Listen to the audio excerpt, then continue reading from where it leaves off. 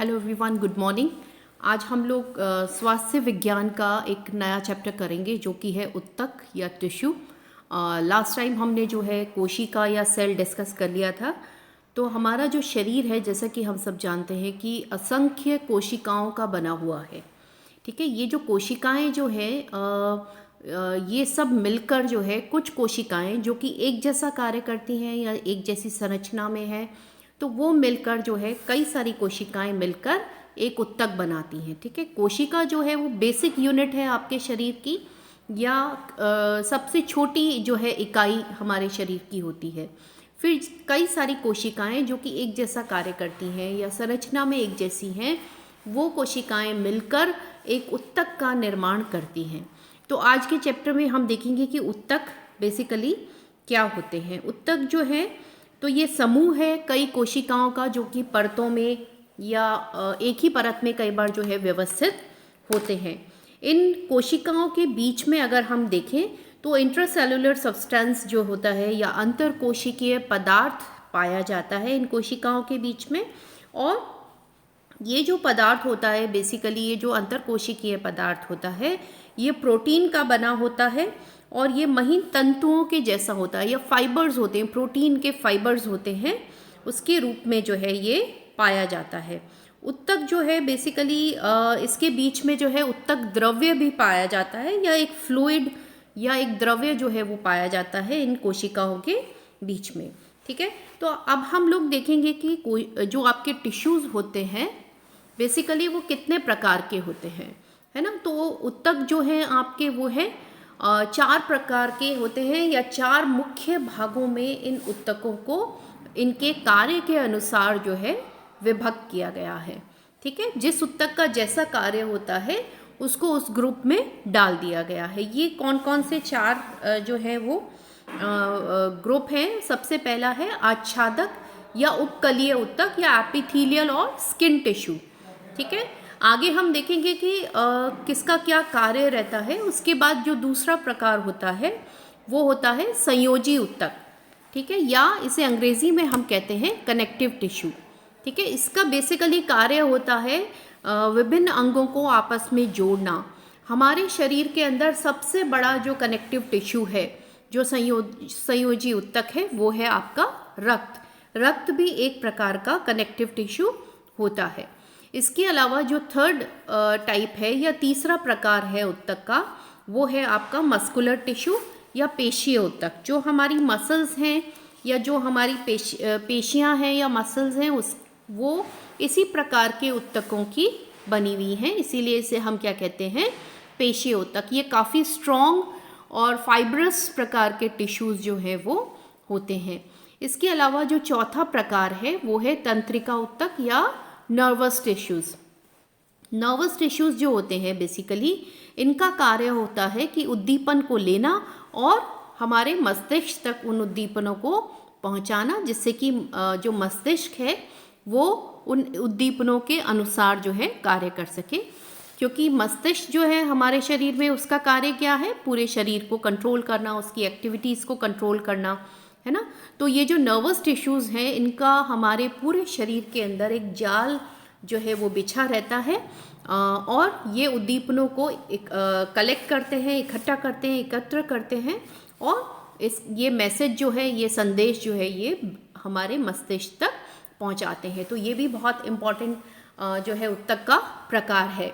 अब मैं आपको बताना चाहूँगी कि आपके कोर्स के अंदर बेसिकली जो आपको पढ़ना है वो है एपिथेलियल टिश्यूज़ पढ़ने हैं या उपकलीय उत्तक आपको पढ़ना है ना। बाकी सबकी एक सामान्य जानकारी मैंने आपको दे दी है, उतना ही काफ़ी है। लेकिन एपिथेलियल टिश्यूज़ या उपकलीय उत्तक या हम जो त्वचा का उत्तक या स्किन टिश्यूज़ जिसे हम बोलते हैं, हमें अपने कोर्स में उसी को पढ़ना है। तो सबसे पहले हम देखेंगे कि ये जो एपिथेलियल टिश्यूज़ होते हैं या उपकलीय उत्तक के प्रकार होते हैं, ये 2 भागों में विभक्त हैं। ये कौन से 2 प्रकार होते हैं? देखिए, हमने टिश्यूज़ को पढ़ा। टिश्यूज़ कितने में डिवाइडेड थे, कितने प्रकार के थे? 4 प्रकार के। अब उसमें से जो सबसे पहला प्रकार था एपिथेलियल या उपकलीय उत्तक, उसी को हमें अपने कोर्स में डिटेल में पढ़ना है। तो आज हम सबसे पहले पढ़ रहे हैं एपिथेलियल टिश्यू। इसमें ये दो प्रकार के होते हैं सामान्यतया। तो ये है, सबसे पहला है सामान्य आच्छादक ऊतक, या इसे हम सिंपल एपिथेलियम भी बोलते हैं, और दूसरा है संयुक्त आच्छादक ऊतक या स्तरित उपकला या कंपाउंड टिश्यू और स्ट्रेटिफाइड जो है एपिथेलियम, इसे हम बोलते हैं। सामान्य आच्छादक ऊतक जो होते हैं, बेसिकली इसमें जो कोशिकाएं हैं उनकी एक ही परत जो है वो पाई जाती है, वेयर एज जो संयुक्त आच्छादक ऊतक होते हैं या स्तरित उपकला, जैसे कि स्तरित आप नाम से देखेंगे तो ये स्तरों में पाई जाती है, या इसमें कोशिकाओं की कई सारे स्तर होते हैं, इसीलिए इसको हम जो है कंपाउंड टिश्यू बोलते हैं। ठीक है, तो सामान्य आच्छादक ऊतक अगर हम देखें सबसे पहले, तो इन सामान्य आच्छादक ऊतकों को भी हमने जो है 6 भागों में विभाग किया है। ये 6 प्रकार के होते हैं। कौन से? सिंपल एपिथेलियम टिश्यूज ये 6 प्रकार के होते हैं। सबसे पहला इसमें होता है शल्की उपकला, दूसरा है स्तंभाकार उपकला या कॉलमनर एपिथेलियम, घनाकार उपकला या क्यूबॉइडल एपिथेलियम, ठीक है, रोमिक या पक्ष भामिक उपकला या सीलिएटेड एपिथेलियम, फिर 5वां है ग्रंथिल उपकला या ग्लैंडुलर एपिथेलियम, और छठा है संवेदी उपकला या सेंसरी एपिथेलियम। ठीक है, तो सबसे पहले हम देखेंगे कि शल्की उपकला या स्क्वामस एपिथेलियम जो है वो क्या होता है। इसके अंदर आप चित्र देखेंगे स्क्वामस एपिथेलियम का। देखिए बच्चों, इस सब्जेक्ट के अंदर आपको जो है चित्र वो विशेष रूप से आपको पढ़ने हैं, क्योंकि आप इस सब्जेक्ट को तभी समझा सकते हैं जबकि आप साथ में चित्र बनाएं। ठीक है, चित्र से आप अगर बना देते हैं और कहीं आपकी जो डिस्क्रिप्शन है उसमें कोई कमी भी रह जाती है तो ये समझ में आ जाता है कि हाँ आपको कॉन्सेप्ट क्लियर है। तो इसमें हर टॉपिक के अंदर आप जो भी चित्र बना सकते हैं उससे संबंधित वो अवश्य बनाएं। तो इसके अंदर हम सबसे पहले पढ़ेंगे स्क्वामस एपिथेलियम। स्क्वामस एपिथेलियम या शल्की उपकला जो है वो बेसिकली, इसकी हम कोशिकाएं देखें तो चौड़ी होती हैं, है ना, चपटी और चौड़ी होती हैं। आप देखेंगे बहुत फ्लैट है इसकी कोशिकाएं डायग्राम के अंदर और चपटी होती हैं। ठीक है, जैसे कि फर्श के ऊपर जो टाइल्स हम लगाते हैं कुछ कुछ, वैसे हम इसको कह सकते हैं, इसलिए इसको हम पेवमेंट एपिथेलियम भी कहते हैं। ठीक है, या पेवमेंट उपकला भी कहते हैं। इन कोशिकाओं के बीच में अंतर कोशिकीय स्थान बिल्कुल भी नहीं पाया जाता है। ठीक है, सब कोशिकाएं जो हैं आपस में एक दूसरे से बहुत टाइटली जो है वो बाउंड होती है या आपस में चिपकी हुई होती हैं। इसके बीच में कोई अंतर कोशिकीय स्थान नहीं पाया जाता है। इन कोशिकाओं का बेसिकली कार्य होता है रक्षा करना या जो भी अंग है उसको प्रोटेक्ट करना। ठीक है, प्रोटेक्ट करना, जैसे कि, और ये कहाँ कहाँ पाई जाती हैं, जैसे रक्त और लसिका वाहिनियों की जो भित्तियाँ होती हैं, ठीक है, जो हमारी जो वेसल्स होती हैं, ब्लड वेसल्स या जो लिम्फ वेसल्स होती हैं, उनके अंदर की जो भित्ति होती है उसके अंदर ये कोशिकाएं, ये टिश्यूज़ जो हैं उपकला जो है शल्की उपकला पाई जाती है। फुफ्फुस के वायुकोश में, है ना, लंग्स के अंदर जो चेम्बर्स होते हैं छोटे छोटे, जो एल्वियोलाई और ये बोलते हैं, इसके अंदर भी ये जो है उपकला पाई जाती है। आप देखेंगे तो हमारी स्किन के ऊपर पाई जाती है। गाल के अंदर की जो झिल्ली होती है ना, हम सबकी गाल के अंदर की झिल्ली आप महसूस कर सकते हैं, तो उसके अंदर की जो झिल्ली होती है वो इसी प्रकार के ऊतक की बनी होती है। देखिए यहाँ पर मैं आपको बताना चाहूँगी कि जितने भी आप एपिथेलियम टिश्यूज़ पढ़ेंगे, एपिथेलियम टिश्यूज़ या आच्छादक ऊतक जो होते हैं, बेसिकली इनका कार्य क्या होता है, ये हमारे आंतरिक और जो बाहरी अंग हैं उनको जो है बाहरी जैसे बैक्टीरिया है, बाहरी वस्तुएं हैं, है ना, वायरस, बैक्टीरिया, इन सब से बचाने का कार्य करता है। एपिथेलियम या उपकला जो होती है, बेसिकली आपकी आच्छादक ऊतक जो होते हैं या उपकलीय ऊतक जो होते हैं, इनका काम होता है बाहरी और आंतरिक अंगों को सुरक्षा देना या एक प्रोटेक्टिव लेयर इनके चारों तरफ बनाना। ठीक है, तो ये अलग अलग प्रकार की शल्की उपकला या ये जितने भी हमने अभी पढ़े हैं 6 प्रकार, ठीक है। इनका कार्य ये रहता है कि अलग अलग अंगों को ये प्रोटेक्ट करते हैं या उनकी सुरक्षा करते हैं। किससे? बैक्टीरिया से, वायरस से, क्योंकि ये एक बाहरी परत उन अंगों के चारों तरफ या अंदर की तरफ बना लेते हैं, जिससे इनके ऊपर बैक्टीरिया और वायरस जो हैं वो आक्रमण नहीं करते हैं। ठीक है, तो ये डायग्राम इसके अंदर बना हुआ है। उसके बाद जो दूसरा प्रकार है हमारा एपिथेलियम टिश्यूज़ का, वो है आपका रोमिक स्तंभाकार या स्तंभाकार उपकला।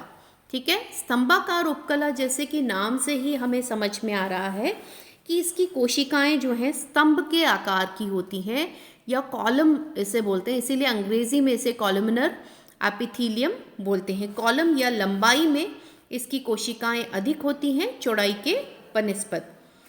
और ये कोशिकाएं जो हैं बेसिकली ये कहाँ पाई जाती हैं? आंत के अंदर या इंटेस्टाइन में पाई जाती हैं, आमाशय में पाई जाती हैं, पेट में पाई जाती हैं, हमारे पित्ताशय या गॉल ब्लैडर में पाई की जो अंदर की जो वॉल है उसके अंदर ये पाई जाती हैं। इन कोशिकाओं का मुख्य कार्य जो होता है वो होता है स्रावण करना या सिक्रीशन करना, ठीक है, या अवशोषण करना या जो है एब्जॉर्प्शन करना। जो भी भोजन का पाचन होता है उसका अवशोषण करना, उसके बाद उसका अवशोषण होता है।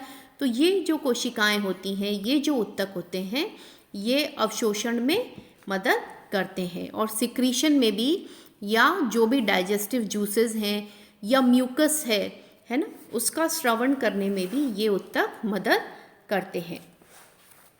नेक्स्ट अगर हम देखें तो नेक्स्ट जो है सिंपल एपिथेलियम का जो प्रकार है वो है क्यूबॉइडल एपिथेलियम या घनाकार उपकला। इसमें भी आप नाम से समझ सकते हैं घन कैसा होता है। स्क्वायर को हम घन बोलते हैं, चौरस जिसकी सब दीवारें एक बराबर होती हैं, ठीक है। तो इसीलिए क्योंकि इसकी जैसे हमने पहले पढ़ा कॉलमनर, तो उसमें कॉलम जैसी होती है, स्तंभाकार या स्तंभ के आकार की होती है। इसमें घनाकार तो घन के आकार की कोशिकाएं होती हैं, ठीक है। घनाकार कोशिकाएं जो है बेसिकली कहाँ पाई जाती हैं?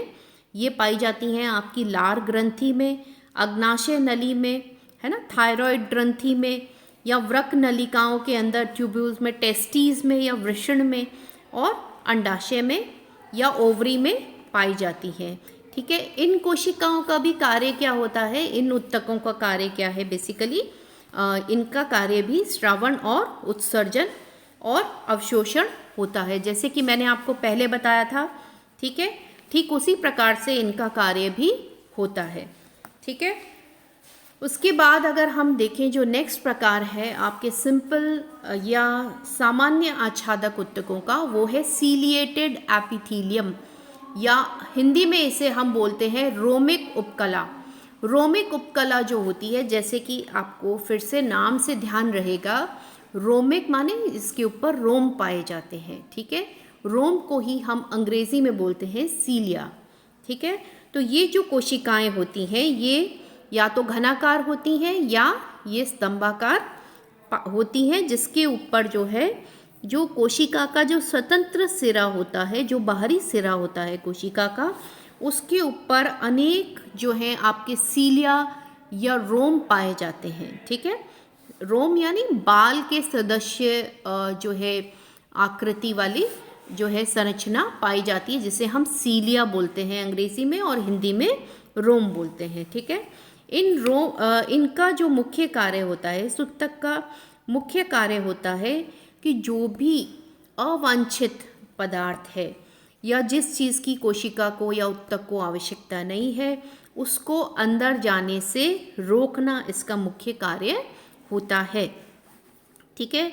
और ये कहाँ पाए जाते हैं? ये इस प्रकार के उत्तक ये पाए जाते हैं आपकी श्वास नली में या ट्रैकिया में, अंडवाहिनी में या ओविडक्ट के अंदर, मूत्रवाहिनी में या यूरेटर में ये पाए जाते हैं। इसके अलावा मुख गुहिका या बकल कैविटी की जो भीतरी सतह होती है उसके अंदर भी इस प्रकार के उत्तक पाए जाते हैं, ठीक है। अब हम देखेंगे कि सिंपल एपिथेलियल जो टिश्यू है उसका अगला प्रकार क्या है? ग्रंथिल उपकला या ग्लैंडुलर एपिथेलियम। देखिए इसमें भी नाम से आपको समझ में आएगा, ग्रंथिल एपिथीलियम यानी जिसके अंदर की ग्रंथियां पाई जाती हैं या ग्लैंड्स पाई जाती हैं, छोटी छोटी ग्लैंड्स होती हैं बेसिकली, जिनका कार्य होता है श्रावण करना। तो जहाँ पर श्रावण का कार्य होता है यानी सिक्रीशन का कार्य होता है, वहाँ पर इस प्रकार की जो उपकला है या इस प्रकार की जो टिश्यू हैं वो पाए जाते हैं। इसके अंदर भी अगर हम देखें तो जो कोशिकाएं होती हैं वो कैसी कैसी होती हैं, कॉलमनर होती हैं या क्यूबिकल होती हैं, यानी घनाकार या स्तंभाकार दोनों ही प्रकार की हो सकती हैं। और इसमें एक प्रकार का स्राव निकलता है इन उत्तकों से, जो कि विशिष्ट अंगों तक पहुंचाया जाता है। जहां पर इनकी आवश्यकता होती है स्राव की, वहां पर इस स्राव को पहुंचाया जाता है। अब ये कहाँ पाए जाते हैं, लार ग्रंथियों के अंदर या सैलिवरी ग्लैंड्स के अंदर, या पाचन प्रणाली की जो ग्रंथियां होती हैं, पाचन के लिए भी हमें बहुत सारे एंजाइम्स और जूसेस की ज़रूरत होती है, तो वहाँ पर भी इस प्रकार के टिश्यूज़ पाए जाते हैं, क्योंकि इनका बेसिकली कार्य होता है श्रावण करना या सिक्रीशन करना। ठीक है, ये अलग अलग प्रकार के जूसेस का या म्यूकस का जो है श्रावण करते हैं। ठीक है, तो ये जो है मुख्य रूप से डाइजेस्टिव सिस्टम के अंदर भी या पाचन तंत्र के अंदर भी इस प्रकार के जो उत्तक हैं वो पाए जाते हैं। चित्र में आप देखेंगे कि इसमें अलग अलग प्रकार की ग्रंथिल उपकला दिखाई गई है। सबसे पहले चित्र में हम देखें तो साधारण उपकला है, क्योंकि ये बहुत ही आकृति में देखेंगे तो बहुत ही सिंपल साधारण है। दूसरी थैलीनुमा, जो कि क्योंकि थैलीनुमा ग्रंथिल उपकला क्यों, क्योंकि इसकी आकृति जो है थैली के समान है। संयुक्त ग्रंथिल उपकला आप देखेंगे कि इस चित्र में आपको दिखाई देगा कि ये जो उपकला है ग्रंथिल उपकला, ये काफ़ी कॉम्प्लिकेटेड या इसकी जो संरचना है वो काफ़ी जो है कई सारी हम कहेंगे कि जो साधारण या थैलीनुमा आकृतियाँ इसके अंदर एक ही में पाई जाती हैं, इसीलिए हम इसको क्या बोलते हैं, संयुक्त ग्रंथिल उपकला कहते हैं। अब अगर हम देखें तो हमारा जो आखिरी प्रकार है इसका सिंपल एपिथेलियल टिश्यूज़ का, वो है संवेदी उपकला या सेंसरी एपिथेलियम।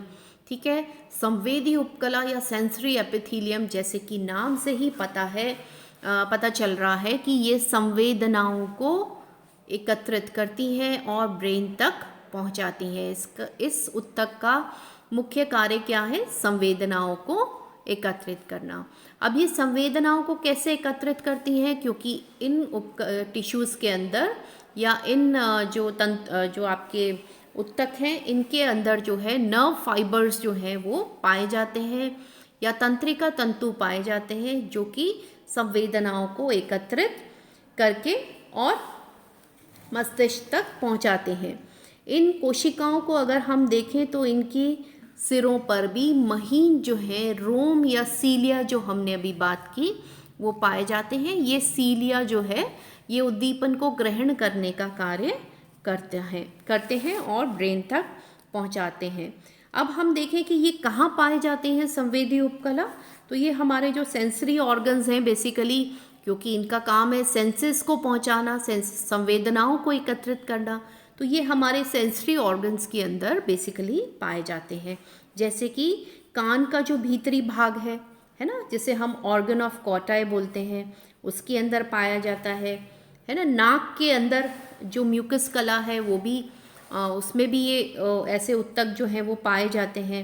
आँख के रेटिना के अंदर जो है वो पाए जाते हैं। जीभ की जो स्वाद कलिकाएं हैं, जो टेस्ट बड्स हैं जीभ के ऊपर, जिनके अंदर की, जिससे कि आपको किसी भी स्वाद के बारे में पता चलता है, उसके अंदर ये पाए जाते हैं। ठीक है, तो ये हमने देखा कि हमारे सिंपल एपिथेलियल टिश्यूज़ जो हैं वो कितने प्रकार के होते हैं, कहाँ कहाँ पर ये पाए जाते हैं। अब हमारे जो एपिथेलियल टिश्यूज़ हैं उनका दूसरा प्रकार है आपका कंपाउंड एपिथेलियम या संयुक्त उपकला। संयुक्त उपकला जो होती है, इसे हम संयुक्त क्यों बोलते हैं, क्योंकि जो सिंपल एपिथेलियम थी आपकी, उसके अंदर कोशिकाओं की केवल एक ही परत जो है वो पाई जाती है ना। एक ही परत जो है वो ही टिश्यू बनाती है। अब कंपाउंड एपिथेलियम में क्या होता है, जब कोशिकाओं की कई सारी परतें होती हैं, या एक के ऊपर एक कई परत मिलकर एक उत्तक का निर्माण करती है, उसी को हम क्या कहते हैं, कंपाउंड एपिथेलियम बोलते हैं। ठीक है, कंपाउंड एपिथेलियम जो है ये बेसिकली आपके 3 प्रकार के होते हैं। इसमें सबसे पहला है स्तरित उपकला या स्ट्रैटिफाइड एपिथेलियम, स्तरित उपकला या स्ट्रैटिफाइड एपिथेलियम। दूसरा है कूट स्तरीय उपकला या सूडो स्ट्रैटिफाइड एपिथेलियम। ठीक है, अभी आगे बताऊंगी ये क्या होता है, सूडो स्ट्रैटिफाइड एपिथेलियम। तीसरा है अंतर्वृत्तीय उपकला या ट्रांजिशनल एपिथेलियम। ठीक है, तो सबसे पहले हम देखते हैं कि स्ट्रैटिफाइड एपिथेलियम क्या होता है। स्ट्रैटिफाइड एपिथेलियम जो है आपका, या स्तरित उपकला जो होती है, ये बेसिकली क्या होता है, इसमें कई सारी कोशिकाओं की परतें होती हैं, जैसे कि आप चित्र के अंदर देख सकते हैं।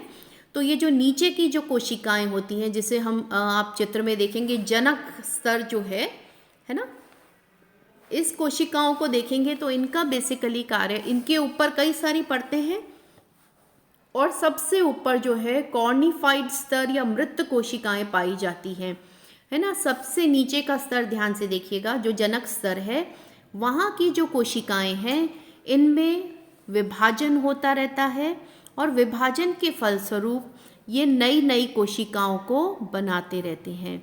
जनक स्तर जो है नई कोशिकाओं का निर्माण करता है। ये कोशिकाएं ऊपर, ये जो स्तर है कोशिकाओं का, ये ऊपर की ओर खिसकता रहता है और धीरे इनका स्थान जो है नीचे नई कोशिकाएं लेती रहती हैं। अब जब ये स्तर ऊपर आ जाता है तो ये कोशिकाएं हार्ड हो जाती हैं, कॉर्निफाइड हो जाती हैं और इनकी ये मृत हो जाती हैं या डेड हो जाती हैं ना। हमारे शरीर में डेली या रोज़ाना जो है बहुत सारी कोशिकाएं मरती हैं और उनका स्थान नई कोशिकाएं ले लेती हैं। ठीक है, तो ये जो जनक स्तर है ये नई कोशिकाओं का निर्माण करता है और ऊपर की ओर धकेलते रहते हैं। ऊपर की जो मृत कोशिकाएं हैं वो हटती रहती हैं और उनका जो स्थान है वो नई कोशिकाएं लेती रहती हैं। इसीलिए हम इसको क्या कहते हैं, स्तरित उपकला कहते हैं। अब ये जो स्तरित उपकला है ये कहाँ कहाँ पाई जाती है, ये पाई जाती है आपकी मुख गुहिका या बकल कैविटी के अंदर, आपकी वेजाइना में, ये योनि में पाई जाती है, नासागुआ या नेजल कैविटी के अंदर पाई जाती है ना। त्वचा की जो बाहरी परत होती है जिसे हम एपिडर्मिस कहते हैं, उसमें भी ये कोशिकाएं पाई जाती हैं, है ना। आपने देखा होगा जब मौसम में परिवर्तन होता है तो प्रत्यक्ष रूप से आप देख सकते हैं उन कोशिकाओं को उतरते हुए। ऊपर की चमड़ी कई बार हमारी उतर जाती है ना। तो जो ये डेड सेल्स होती हैं या मृत कोशिकाएं होती हैं जो कि झड़ जाती हैं अपने आप ही। ठीक है, तो नेक्स्ट जो हमारा प्रकार है कंपाउंड एपिथेलियम का, वो है सूडो स्ट्रैटिफाइड एपिथेलियम या कूट स्तरीय उपकला। ठीक है, सूडो स्ट्रैटिफाइड एपिथेलियम क्यों बोलते हैं, क्योंकि इसमें ऐसा प्रतीत होता है जैसे इसमें बहुत सारी सूडो माने जो कि एक्चुअली नहीं है बट ऐसा दिखाई देता है या ऐसा प्रतीत होता है, उसके लिए हम सूडो इस्तेमाल करते हैं। तो सूडो स्ट्रैटिफाइड एपिथेलियम में क्या होता है, ऐसा प्रतीत होता है, ऐसा आभास होता है कि इसमें बहुत सारी कोशिकाओं की लेयर जो है या कोशिकाओं का स्तर पाए जाते हैं। ठीक है, इनकी कोशिकाएं जो हैं, इस ऊतक के अंदर जो कोशिकाएं हैं आप चित्र में भी देखेंगे, वो अनियमित तरीके से या अव्यवस्थित रूप से व्यवस्थित रहती हैं, है ना। कोई कहीं पे है, कोई कहीं पे है, तो ऐसा आभास होता है कि बहुत सारी परतें हैं यहाँ पर कोशिकाओं की। ठीक है, अब ये कोशिकाएं ये जो ऊतक है आपका, ये कहाँ पाया जाता है, कूट स्तरीय उपकला, ये पाया जाता है आपकी श्वास नली में या लैरिंग्स में, तथा आपके जो घ्राण कोश हैं या ऑल्फैक्टरी लोब जो है आपका, उसके अंदर इस प्रकार के ऊतक पाए जाते हैं। ठीक है, डायग्राम आप इसमें देख सकते हैं। ये डायग्राम भी सब आपको अच्छे से प्रैक्टिस करनी है, प्रिपेयर करने हैं और आपको इसके बारे में बस बताना है और ये ऊतक कहाँ पाया जाता है ये आपको अपने आंसर में बताना होगा जब भी पूछा जाए। नेक्स्ट जो है या आखिरी जो हमारा जो कंपाउंड या तीसरा जो हमारा कंपाउंड एपिथेलियम है वो है ट्रांजिशनल एपिथेलियम। ठीक है, या अंतर्वर्ती उपकला। अंतर्वर्ती उपकला जो होती है बेसिकली ये 3 या 4 परतों में पाई जाती है ना। इसकी जो कोशिकाएं होती हैं वो बहुत पतली और लचीली होती हैं, तो ये उत्तक काफ़ी लचीला होता है। अब ये उत्तक क्योंकि ये बहुत फ्लेक्सिबल है या लचीला है, अब ये कहाँ कहाँ पाया जाता है? ये पाया जाता है आपकी मूत्राशय में या यूरिनरी ब्लैडर में, मूत्र मार्ग में या यूरेथ्रा में, और पेल्विस ऑफ किडनी या किडनी इसे हम बोलेंगे वृक्क के पेल्विस के अंदर ये इस प्रकार का जो उत्तक है वो पाया जाता है। ठीक है, तो ये हैं आपके एपिथेलियम टिश्यूज, सिंपल और कंपाउंड एपिथेलियम टिश्यू। यहाँ पर हमने आप याद अच्छे से कर सकें इसके लिए एक समरी दी हुई है। ठीक है, इसको मैं एक बार रिवाइज करती हूँ आपके लिए कि आच्छादक उत्तक बेसिकली 2 में डिवाइडेड है ना, 2 में इसको विभाग करते हैं, सामान्य और संयुक्त। ठीक है, सामान्य जो है वो 6 प्रकार के होते हैं। कौन कौन से? शल्की, स्तंभाकार, घनाकार, रोमिक, है ना, ग्रंथिल और संवेदी। और वहीं पे अगर हम संयुक्त उपकला को देखें तो ये कितने प्रकार की होती हैं? 3 प्रकार के होते हैं। वो है स्तरित, कूट स्तरित और अंतर्वृत्ति। तो ये हैं आपके एपिथेलियल टिश्यूज या इसे हम कहेंगे कि उपकलीय उत्तक, है ना। तो ये आप नेक्स्ट क्लास में हम जो है वो नेक्स्ट आपका टॉपिक लेंगे। So thank you very much.